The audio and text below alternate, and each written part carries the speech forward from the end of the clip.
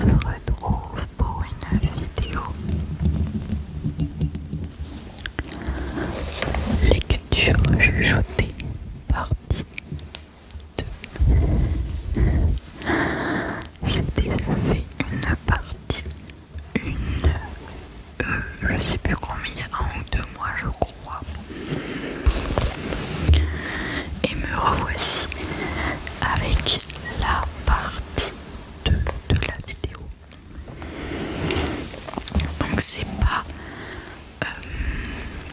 un autre livre, c'est la suite du livre de la dernière fois. Parce que j'ai pas d'autres livres sur moi, à part si vous voulez que je vous lise des livres McDonald's. Mais voilà quoi, moi personnellement c'est pas trop ce que j'ai envie de faire.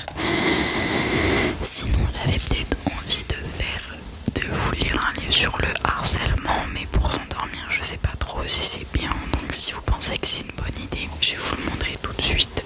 Du coup c'est un livre pour apprendre à se défendre contre le harcèlement. C'est ma psychologue qui me l'a donné, enfin prêté.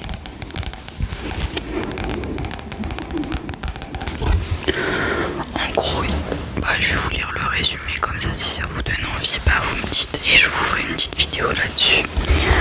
Le harcèlement, tout le monde en parle, mais il est difficile de le faire cesser. Il peut prendre plusieurs formes et contrairement aux idées reçues, victimes et harceleurs ne présentent pas de profil type. Les situations de harcèlement sont avant tout alimentées par la peur et la vulnérabilité. N'importe quel enfant peut être harcelé à un moment de fragilité. Ce livre présente 15 récits d'enfants harcelés qui trouvent des idées, des solutions pour s'en sortir.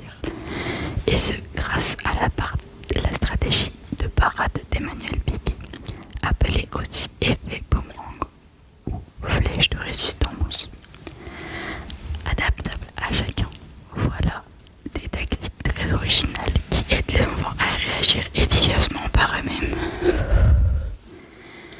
En fait, pour résumer, ce livre il explique comment on doit se défendre du harcèlement et du coup les témoignages des 15 enfants qui ont été harcelés. Je pense que ça peut être un sujet de vidéo intéressant, mais je sais pas si c'est propice pour l'endormissement.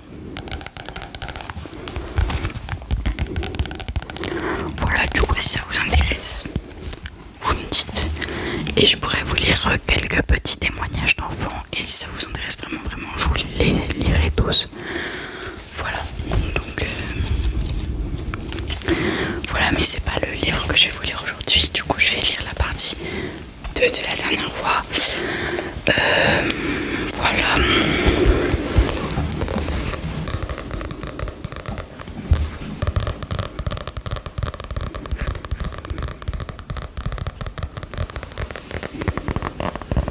Et donc il s'appelle OMG, t'as entendu la rumeur, c'est le tome 9.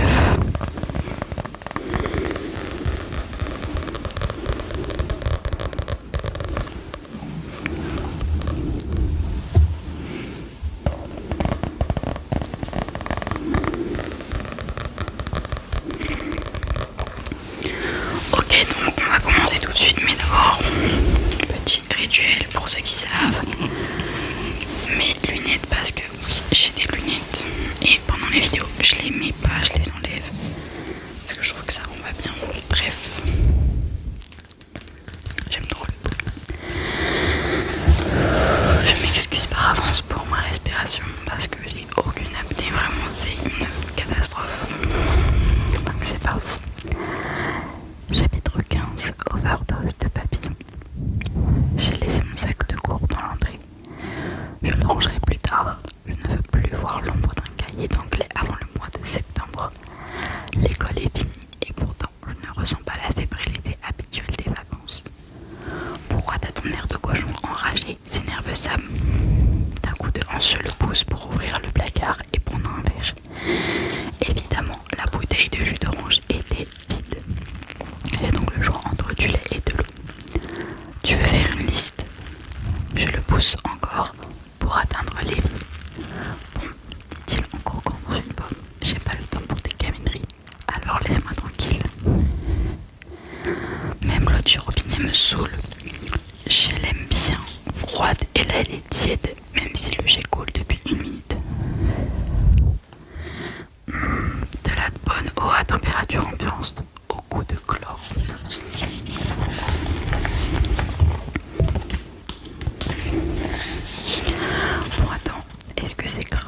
ça tarde Sam. Je suis pressée, mais pas au point de t'écouter si c'est important. Je soupire. Ce n'est pas si important. T'es sûr? Je le chasse de la main. Ouais, va te faire beau. Bon, ok. Il grimpe l'escalier 4 à 4. Il est plus stressé qu'il ne le dit pour son animation de ce soir. Je l'ai entendu répéter ses textes jusqu'à tard hier. Emma aussi est une boule de nerfs depuis 3 jours. Et ce n'est pas à cause de l'examen d'anglais. Elle m'a envoyé des photos. Donc là, on a des bulles de messages entre Emma et Iris. Donc Emma envoie un message. T'as vu la mini-jupe d'Annabelle? C'est un peu exagéré, non? Donc là, c'est en paratexte. Annabelle Boulanger anime la fête avec mon frère. Pas certaine qu'Emma survivra à ça. Et cela joue cool devant Sam, mais elle panique grave. En fait, ce n'est pas qu'un secret pour personne. Annabelle tripe sur lui et ça rend Emma malade. Message entre Iris et Emma. Message d'Iris. Moi, je trouve que sa jupe lui va plutôt bien. Arrête Emma, Sam t'a dans la peau depuis que vous êtes remis ensemble. Il ne remarquera même pas les longues jambes d'Annabelle. Message d'Emma. Oh my god, elle a de longues jambes élancées et déjà bronzée. Message d'Iris. Lâche internet et va te pomponner. Message d'Emma. Je suis déjà prête, je traverse 2 mètres du vernis. Message d'Iris. Bof, je ne crois pas que ce soit nécessaire. Message d'Emma. Mais enfin Iris, c'est tellement nécessaire, c'est ta première sortie de célibataire et alors que tu sois super belle et t'es quand même accompagnée. Elle a essayé de me convaincre toute la semaine de ne pas aller à la fête avec Jacob. Selon elle, ce n'est pas une bonne idée de nous afficher ensemble sitôt après notre rupture, surtout que Maverick et moi tenons toujours le sondage le plus beau couple de la soirée. J'en ai parlé à Jacob, je lui devais être honnête pour une fois. Il a été parfait, comme d'habitude. J'ai envie d'y faire un tour parce que presque tous mes amis y vont, mais je t'empêcherai pas de voir qui tu veux. Donc si j'ai bien compris, on y va ensemble, mais pas ensemble. Ça veut dire quoi au juste? On passe la porte en même temps et après on part chacun de notre côté. Il ira voir ses amis et voilà, et moi les miens. Le problème, c'est qu'on a plusieurs en commun. Je devrais arrêter de traîner et aller m'habiller, mais pas avant d'avoir jeté un dernier coup d'œil au site de Baudin. Ils émettent des hypothèses sur qui accompagnera qui. Alors selon le club des girls, Eric Bourdon et Chaël Dumontet ont été vus ce matin, main dans la main dans le parc.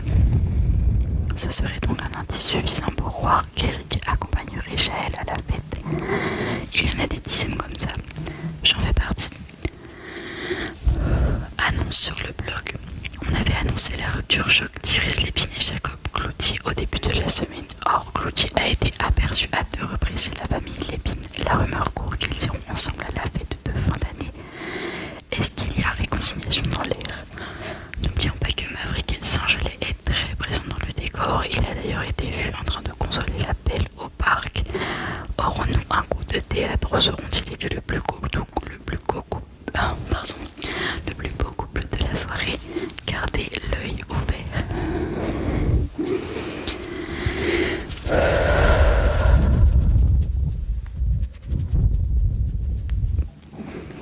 Je roule les yeux.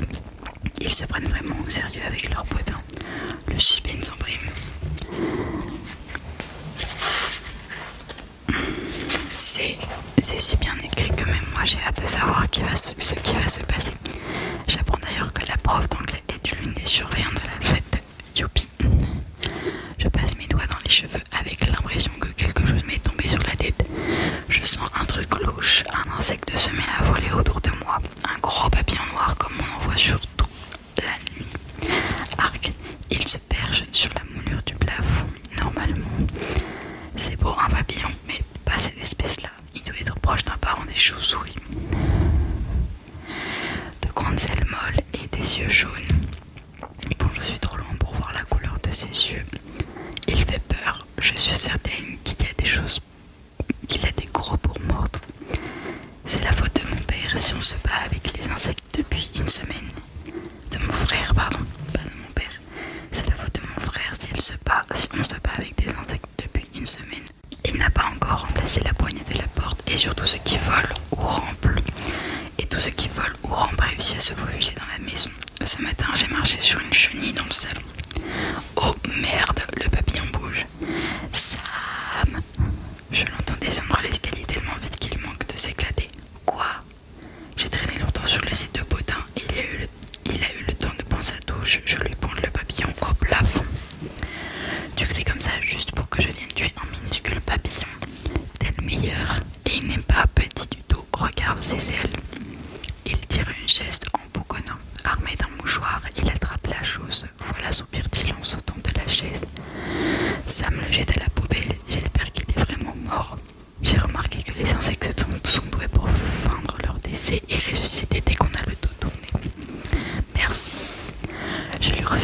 bisou sur la joue.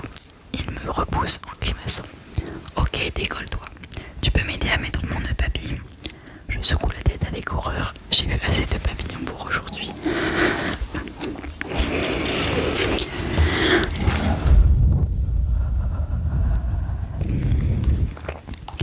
Chapitre 16. Limonade et bar à bonbons. Limonade et bar à bonbons. Sam et Annabelle sont devant une arche de ballon et offrent des boissons aux invités qui arrivent.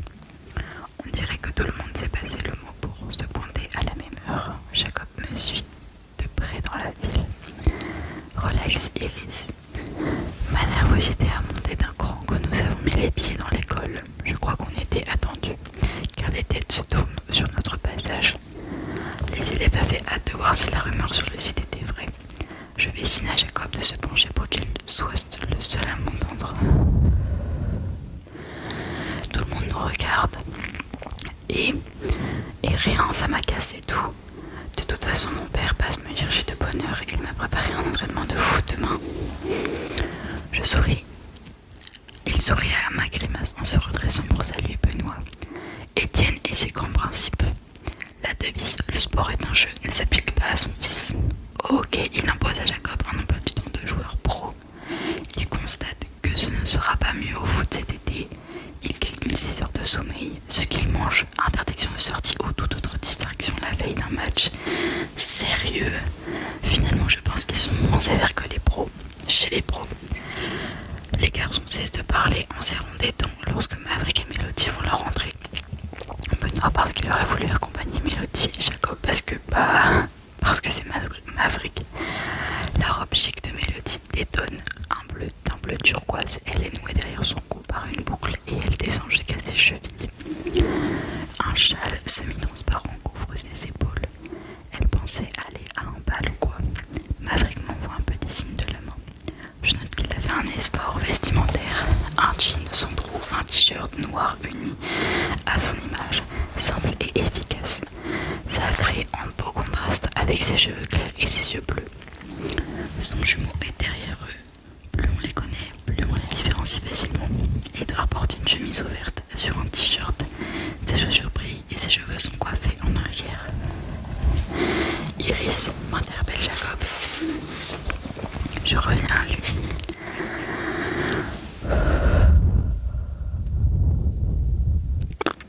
Il me tend un verre en plastique avec ce qu'il me semble être du jus d'orange. Une cerise flotte sur le dessus et ils ont ajouté un peu de Sprite pour donner un effet de bulle. C'est bon, ça explose en bouche comme on dirait les vieux chefs cuisiniers que maman regarde à la télé. Je marche à côté de Jacob, mon gobelet au creux de mes mains.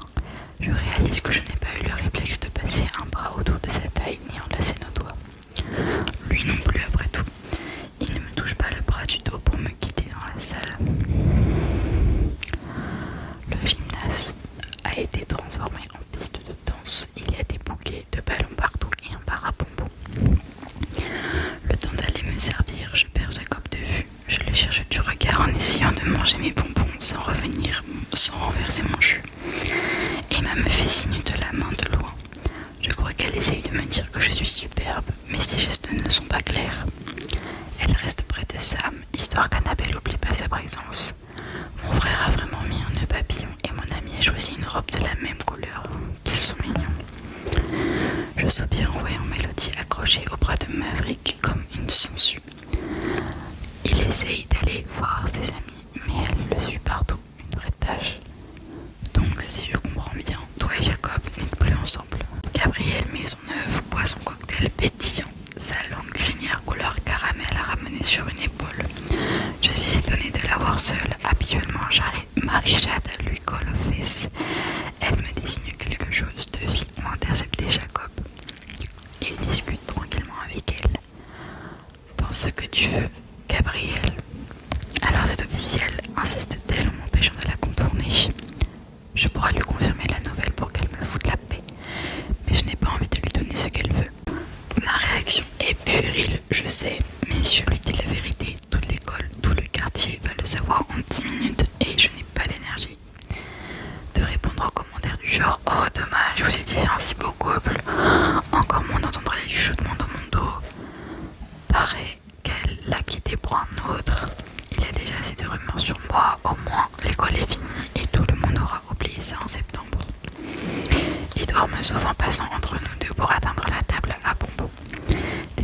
vous déranger les filles, est-ce que je peux me servir?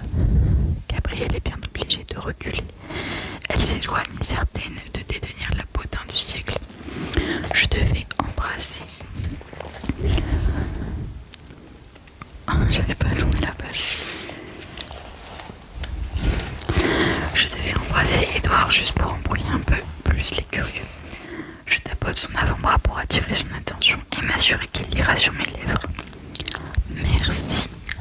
J'ai eu l'impression que la conversation était désagréable à mon style. Une poignée de bonbons à la main. T'as bien compris. Je reste avec lui. Ça me permet d'avoir l'air occupé et ça tire les commères à distance. Il avale quelques bonbons, puis échange des signes avec Maverick à l'autre bout de la salle. Qu'est-ce qu'il a dit? Qu'il te trouve très belle ce soir, répond-il avec un sourire taquin. Je regarde dans la direction de Maverick. Il a tourné le dos et discute avec Arf. Il discute avec Marie-Jade. T'es sûr que c'est ce qu'il a dit? Très très sûr, ricane Edouard, la bouche pleine. Je lui lance un coup d'œil suspicieux sans insister. La musique est forte, mais puisqu'il est sourd, je n'ai pas à crier. Pratique. Je me contente de bien articuler. Ça n'a pas l'air facile entre Maverick et votre belle-mère. Est-ce que les choses se sont un peu arrangées cette semaine? Il soupire en secouant la tête, puis se penche pour que je l'entende. Mon frère a un sale caractère. Au moins, il n'a pas de fugue depuis longtemps. Il a déjà fugué. Edouard ne peut pas percevoir mon cri, mais il lit l'inquiétude sur mon visage. Oui, plusieurs fois, mon père appelle la police, qui finit par le retrouver sur le bord de l'autoroute ou dans un resto. L'image de Maverick seul avec un sac à dos, faisant de l'autostop me traverse l'esprit. Tout à fait son genre, inconscient des dangers, cherchant à s'évader et s'éloigner de ses problèmes. Beaucoup de gens ont besoin de fuir leur réalité de temps en temps pour se ressourcer. Les études sont dans le sud, les ados logent sur des routes. Je suis certaine que Maverick peut survivre longtemps avec une brosse à dents et un pantalon de rechange. Je pense que c'est grâce à toi, ajoute Edouard en rattrapant de justesse un bonbon entre ses dents. Je cligne des yeux. Grâce à moi? Quoi? Si Maverick cherche à se sauver, il est plus patient. Depuis qu'on habite à côté de chez vous. Pourtant, je ne fais rien de spécial. Il ne me parle pas vraiment de ce qui va mal. Edouard hausse les épaules en renversant la tête en arrière pour laisser tomber dans sa bouche ce qu'il lui reste de bonbons. Je sais, mais à chaque fois qu'il te croise, il est plus calme quand il rentre à la maison. Je fouille la salle des yeux pour le repérer, ce que je fais rapidement. Merde, il est avec Jacob et leur conversation n'a pas l'air très très joyeuse. Chapitre 17. Les esprits s'échauffent. Je donne ma poignée de bonbons à Edouard et abandonne mon gobelet sur le bord de la table. Je ne peux pas rester là. Le face-à-face Maverick-Jacob me fait peur. Je ne sais pas trop pourquoi. D'ailleurs, car Jacob est plutôt passif, sauf que Maverick pourrait lui lancer une pique pour le faire réagir. Ça va, je demande en m'approchant d'eux. On est plus loin des haut-parleurs ici, pas besoin de se casser les cordes vocales pour se parler. Maverick est un peu plus grand que Jacob, mais ce dernier ne se laisse pas intimider. Ouais, affirme Maverick sans détourner les yeux de ceux de Jacob. On élaborait des stratégies d'attaque sur le terrain. Jacob ne scie pas. Mon regard passe de l'un à l'autre. Il y a de l'électricité dans l'air. Et moi je dois y aller. Là Jacob en se tournant vers moi. Non, attends. Il ne va pas partir comme ça. On s'est à peine vu. C'était notre soirée d'adieu. Il se penche pour m'embrasser sur la joue. T'inquiète, ça va. Oui, mais mon père m'a envoyé un texto pour me dire qu'il serait là dans 5 minutes. On s'appelle. Ok, bonne soirée. Jacob file déjà vers la sortie, les bras croisés, je tape du pied. Quoi? Dit Maverick, son sourire innocent collé au visage. Qu'est-ce qui s'est passé? Il s'adosse au mur, les mains dans les poches. Pourquoi son petit air si arrogant et séduisant et si séduisant? J'ai envie de le frapper et de sourire en même temps. Je te l'ai dit, on parlait de foot. Maverick. Quoi? Ok, il est en mode joueur ce ce soir, ça ne sert à rien de m'acharner, je soupire et fais volte face. Maverick attrape mon poignet à la dernière seconde. Ses maintenant à moi qui suis contre le mur et il me surplombe de toute sa hauteur. Il a dit qu'il me casserait la gueule si je te brisais le cœur. Il m'a fait encore marcher, c'est ça. Il a perdu son sourire mais son regard brille de malice. Je plisse les yeux pour lui montrer qu'il ne m'impressionne pas. Ça ne risque pas d'arriver. Maverick a un moment de recul. Parfait, je vous laisse le déstabiliser.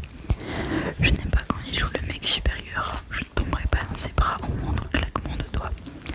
Je ne ferai jamais ça non plus, réplique-t-il sèchement.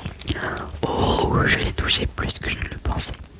Nerveux, il passe une main dans ses cheveux. Il n'a pas compris ce que je voulais dire. Je parlais du fait qu'on ne peut pas être ensemble. Et non, je ne suis pas certaine. Et non, que je suis certaine qu'il ne me briserait pas le cœur. Je le ramènerai sur terre. T'as une copine, Maverick? Oui, mais tu sais que... Attends-moi une minute. Je tire sa main pour le pousser de mon chemin et m'avance pour mieux voir. La prof d'anglais trottine sur ses talons hauts vers la sortie. Près de la sortie, un homme l'attend, tenant un sac à main rose. Madame Lavigne est toute aussi contente de retrouver le précieux objet. Merci, je le cherchais partout. Où est-elle? Je n'entends pas ce que l'homme lui répond. Je suis plutôt hypnotisée par ses cheveux noirs et son regard bleu. Oui, c'est celui qui était sur la photo. Mon père. Mon cœur cogne à toute vitesse dans ma poitrine. Madame Lavigne se met sur la pointe des pieds pour le déposer un baiser affectueux sur la joue. Puis ils se séparent après quelques frôlements de mains. Figé, je regarde l'homme au large épaule s'éloigner. Oh my god, c'est un vrai cauchemar. Et voilà pour ce soir. J'espère que ça vous a plu. J'espère que vous aimez l'histoire. Moi j'aime trop l'histoire.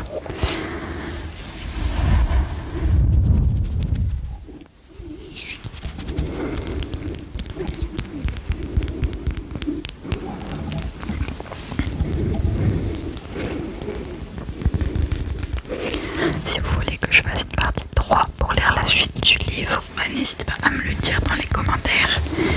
Et si vous voulez que je vous lise des petites parties de ce livre contre le harcèlement, de témoignages de personnes qui ont été harcelées, n'hésitez pas à me le dire également dans les commentaires. Voilà. J'espère que cette vidéo vous a plu.